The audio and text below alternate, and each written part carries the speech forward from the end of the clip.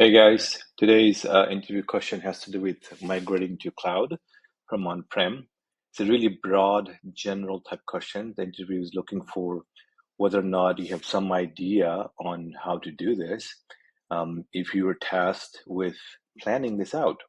So the context is if you have, um, let's say, a stack of application, let's say we have a bunch of VMs or database and web servers that they're all doing some kind of service, right? And you want to move these things to the cloud, either to AWS, GCP, or Azure. How do you go about having a strategy about that? That's the question, right? So before I dig into that, please subscribe to my channel. When I see people subscribing, then I know that people are actually getting some help from these videos, and that motivates me to do more of those. Okay, the question is, what are the two main strategies to move applications from on-prem to the cloud? So really, the two really broad ones, right? The first one is what's called lift and shift. What that means, and I've done it myself for Disney actually. Lift and shift means we're going to take each virtual machine, right, or storage, right, and not make any changes to the inside of it, right?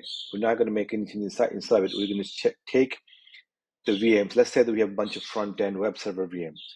We're going to make the new ones in the cloud and have it do the exact same thing that it's doing on-prem. No changes, right? Except for communication to the other VMs, obviously. But we're not making any code change. We're not making anything inside, right?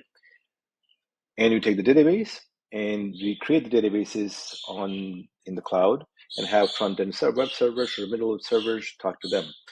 You have storage, you copy the data from on-prem to some kind of storage solution on the cloud, and there we have it. So you take each piece, right, as is, and move to the cloud.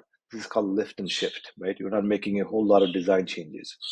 The other one is called the Strangler fig pattern. Same pattern is used, by the way, for migrating from monolith to Kubernetes. Here, what you do is you actually take one small piece, right? Really make the changes to that piece to fit the fact that now it's going to run on the cloud. So you make it cloud native, if you will, right? So a not so good example would be, let's say you have a web server, right? And you're serving it from on-prem. Maybe you decide that you're going to use some kind of cloud function to serve up the same pages, right?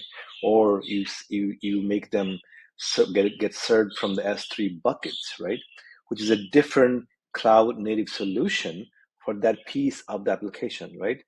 And you do this one piece, the second piece, and the third piece. So as you're migrating, you're actually making each piece a better solution, a cloud native solution. And as you do more and more of these, eventually the on-prem part kind of dies out, right? And you can look this up on Google. It's called Strangler fig pattern. But eventually, the original parts don't matter anymore. You have a brand new cloud native solution in the cloud.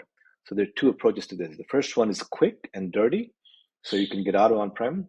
The other one is actually more thought out and a better long-term solution. Hope you found this video useful, and I will see you in the next one.